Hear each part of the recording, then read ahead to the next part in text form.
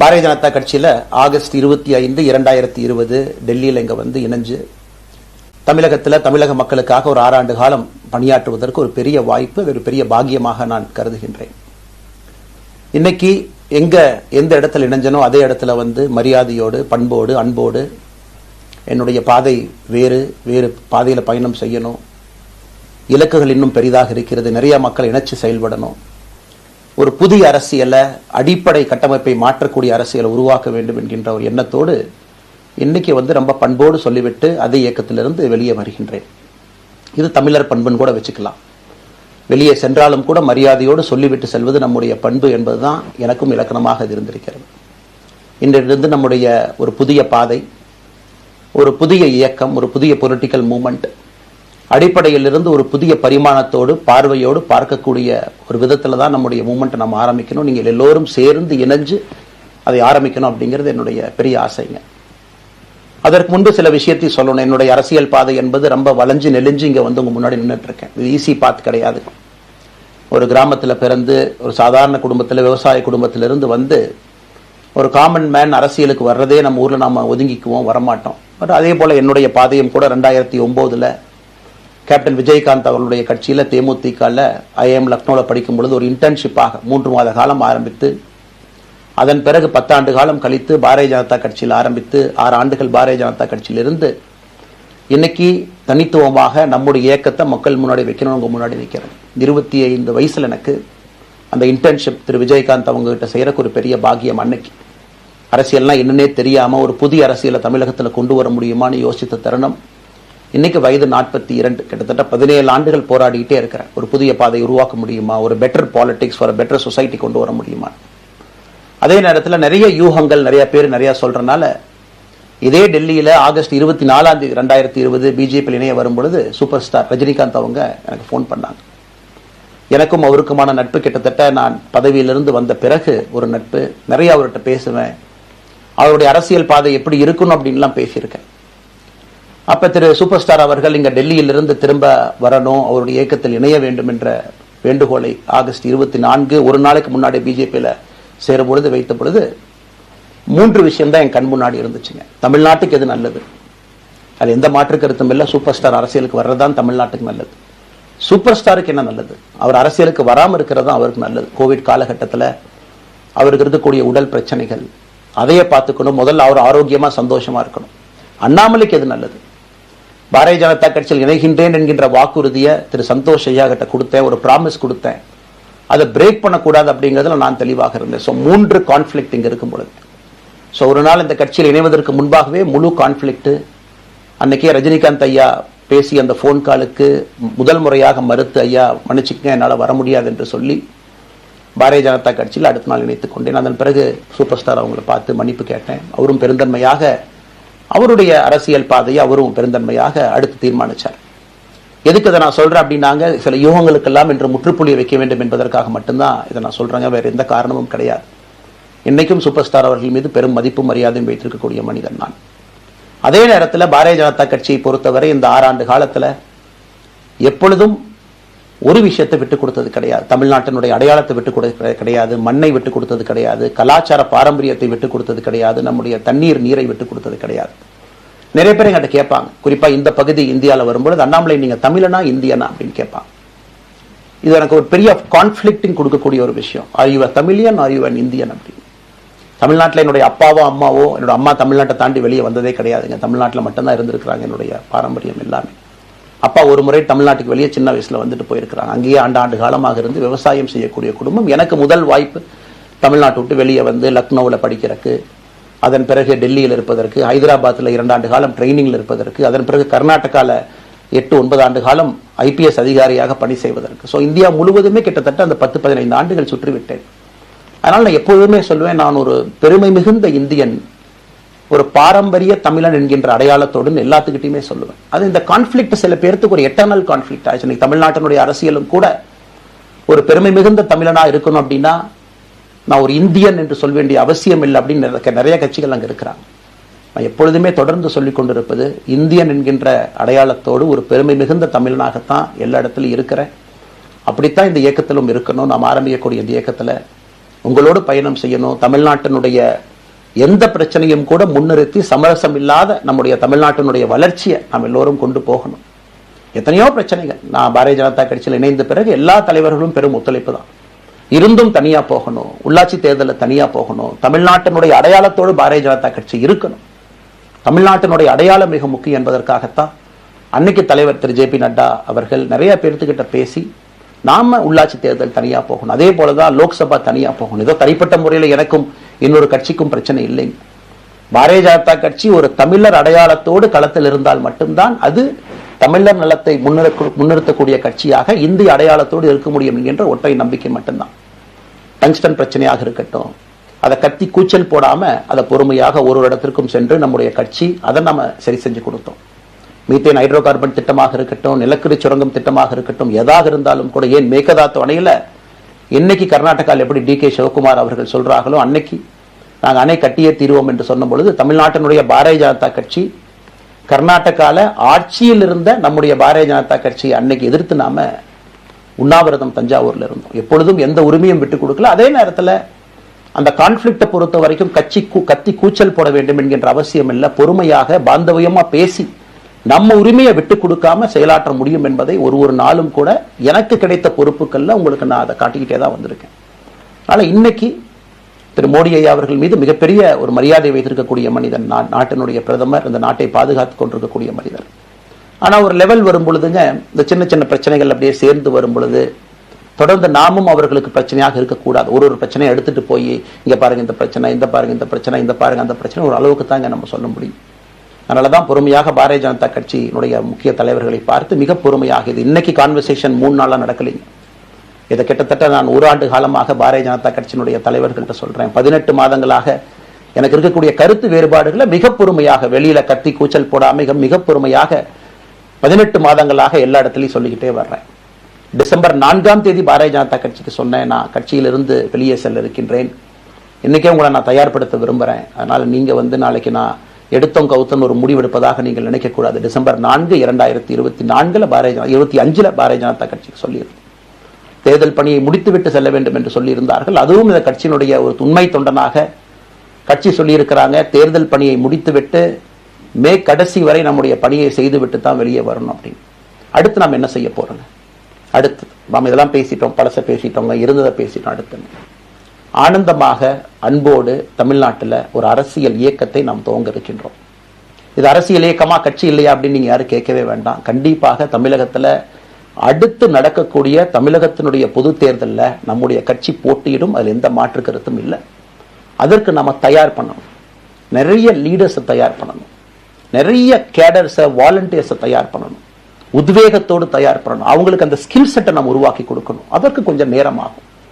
நாம் அது ஒரு இயக்கமாக ஆரம்பித்து நிறைய மனிதர்களை உள்ளே கொண்டு வந்து அவர்களுக்கு சில இடத்துல அரசியலை சொல்லிக் கொடுத்து எல்லா தரப்பட்ட மனிதர்களையும் உள்ளே கொண்டு வந்து, ஏன்னா பாரதிய ஜனதா கட்சியினுடைய தலைவராக பொறுப்பேற்ற பிறகு நான் முதல்ல போய் ஆசீர்வாதம் யார்கிட்ட வாங்கினாங்க, சமீபத்தில் மறைந்த நல்ல கண்ணையாகிட்ட தான். இன்னைக்கு மண் சார்ந்த அரசியலை முன்னெடுக்கணும், நல்ல மனிதர்களுடைய கொள்கைகள் உள்ள கொண்டு வரணும், எல்லா மனிதர்களையும் உள்ளடக்கிய அரசியலை நாம் முன்னிறுத்தணும். டெக்னோக்ராட்ஸ் பெருமளவில் நமக்குள்ள வரணும், பெருமளவில் நமக்குள்ள டெக்னோக்ராட்ஸ் வரணும்.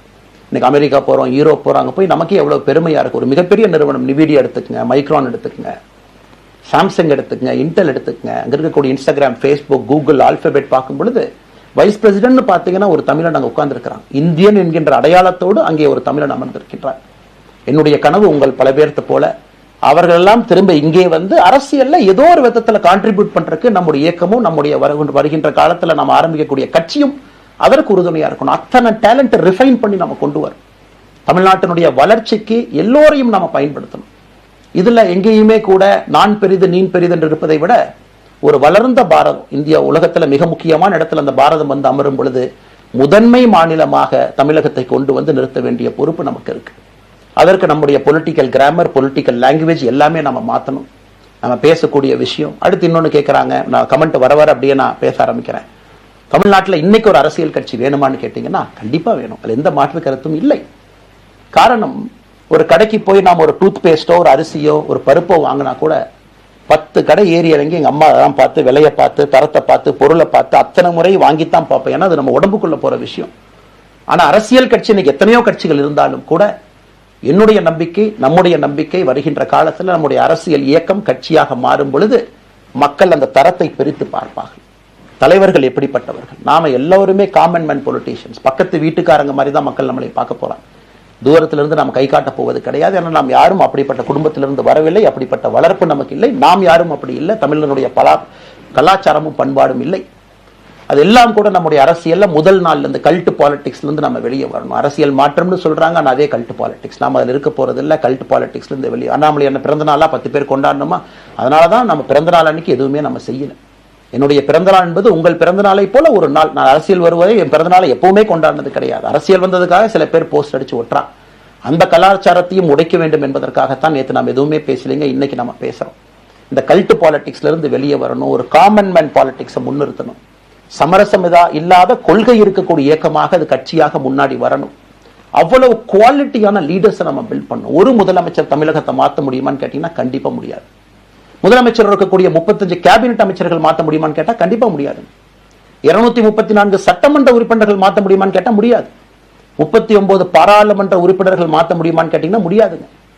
அவர்களோடு உள்ளாட்சி பிரதிநிதிகளாக இருக்கக்கூடிய கிட்டத்தட்ட 30,000க்கும் மேற்பட்ட பிரதிநிதிகள், பஞ்சாயத்து தலைவர்ல இருந்து ஆரம்பித்து கவுன்சிலர்ல இருந்து ஒரு கார்பரேஷன் கவுன்சிலர் இருந்து மேயர்ல இருந்து, நம்முடைய நோக்கம் எல்லா இடத்துலையும் கிளீன் பாலிடிக்ஸ் கொண்டு வரும், எல்லா இடத்துலையும் கிளீன் கவர்னன்ஸ் கொண்டு வரும், எல்லா இடத்துலையும் ஹானஸ்ட், எஃபிஷியன்ட், கேபபிள், வேலையை செய்து முடிக்கக்கூடிய திறன் படைத்த தலைவர்கள் அங்க கொண்டு வந்து வைக்கணும். அதே நேரத்தில் பாலிடிக்ஸ் என்பது ஒரு ஃபேமிலிக்கு மட்டுமல்ல, தொடர்ந்து நாம மட்டும் இருப்போம் அப்படி இல்லைங்க. நம்ம இயக்கம் கட்சியாக மாறும் பொழுது உங்கள்கிட்டலாம் பேசி நம்ம டேர்ம் லிமிட் கொண்டு வரோம். நாம் ஒரு வித்தியாசமான கட்சினா எல்லோருக்கும் வாய்ப்பு கொடுக்கணும். 140 கோடி மக்கள் வசிக்கக்கூடிய அந்த நாட்டில், தமிழகத்தில் கிட்டத்தட்ட 8 கோடி பேருக்கு நாம இருக்கோம். 5.5 கோடிக்கு மேற்பட்ட வாக்காளர்கள் இருக்கும் பொழுது எல்லோரையும் அரசியலுக்கு வாய்ப்பு கொடுக்கணும். டேர்ம் லிமிட் கொண்டு வரணும். எத்தனை முறை எம்எல்ஏவாக இருக்கணும், எத்தனை முறை எம்பியா இருக்கணும், எல்லோருக்கும் அது பொருந்தும், எனக்கும் அது உட்பட. The permanent leaders, permanent MLAs, permanent ministers, permanent MPs, அதை நம்ம உடைக்க போறோம். அது எந்த மாற்று கருத்தும் இல்லை. அது என்னை ஆரம்பித்து முதல் மனிதனாக இந்த இயக்கத்தில் இணைத்துக் கொண்டிருக்கக்கூடிய என்னை, ஒரு சாதாரண ஒரு மனிதராக என்னை ஏற்றுக் கொண்டிருக்கக்கூடிய ஒரு காமன் மேன் என்னை ஆரம்பித்து எல்லோருக்கும் இது பொருந்தும். இதை நாம இந்த இயக்கம் கட்சியாக மாறுகின்ற முதல் நாள்ல நம்ம சொல்ல போறோம். No chair is permanent for anybody. அதில் நம்ம ரொம்ப தெளிவாக இருக்கின்றோம். புதியவர்கள் வரணும், வந்துகிட்டே இருக்கணும். It should flow like a water. New ideas வரணும், அந்த ஸ்ட்ரீம் போய்கிட்டே இருக்கணும். நம்மை தாண்டி இந்த இயக்கம் நிற்கணும். This movement should stand beyond us, not in name but in purpose and pursuit of excellence. இதெல்லாம் ஏதோ அண்ணாமலை அப்படிங்கிற பேர் கிடையாதுங்க. அதனால தான் ரொம்ப யோசிச்சு நாம கொண்டு வந்திருக்கோம். www.vetheleader.org அப்படிங்கிற அமைப்பு ஏற்கனவே 2020 நாங்கள் எல்லாம் சேர்ந்து ஆரம்பித்த அமைப்பு. நான் பேசி முடிச்சோன்னா அந்த லிங்க் உங்களுக்கு லைவா வந்துடும். vetheleader.org-ல நீங்க உங்களை வாலண்டியரா இன்னைக்கு பொலிட்டிக்கல் ஒரு மூவ்மெண்ட்ல உங்களை நீங்க நினைச்சுக்கணும். நாம எல்லோரும் ஒன்று சேர்ந்து பேசுவோம். அதனாலதான் இன்னைக்கு கோயம்புத்தூர்ல இன்னொரு அறிவிப்பும் கூட கொடுக்கணும். எல்லாத்தையும் டைரக்டா எப்படி நம்ம பாலிடிக்ஸ்குள்ள கொண்டு வர போறோம். A P J Abdul Kalam centre for ethics and politics, A P J Abdul Kalam ஐயாவுடைய பேரில் கோயம்புத்தூர்ல வீத லீடர்ஸ்க்கு கீழே நாம பாலிடிக்ஸ்ல எத்திக்ஸ்க்காக ஒரு சென்டர் ஆரம்பித்து வருகின்றவங்க எல்லாமே இதுக்குள்ள ட்ரெயின் ஆகி தான் வெளியே வருவாங்க. உள்ளாட்சி தேர்தலில் நிக்கிறாங்க, they will get trained, come and stand in local body election. MLA election நிக்கிறாங்க, they will get trained, they will come and stand in election. அவங்க எங்க நின்னாலும் கூட ஒரு ப்ராசஸ்ல நாம அவங்கள ட்ரெயின் பண்ணி, அவங்கள ஷேப் பண்ணி, ஒரு கம்யூனிட்டியினுடைய நீட்ஸ் அண்டர்ஸ்டாண்ட் பண்ணி அரசியல் செய்யக்கூடிய மனிதர்களாக நாம் அவங்கள கொண்டு வர போறோம். நாம் யாருக்கும் போட்டி கிடையாது. ஆளுங்கட்சி இருக்கு, நிறைய எதிர்கட்சி இருக்கு, எல்லோரும் இருக்கட்டும், சந்தோஷமா இருக்கட்டும், அவங்கவுங்க கொள்கையை சொல்லட்டும். நம்முடைய கொள்கையும் வருகின்ற காலத்துல நம்ம எல்லோரும் இணைஞ்சு நம்ம கொள்கையை சொல்ல போறோம்.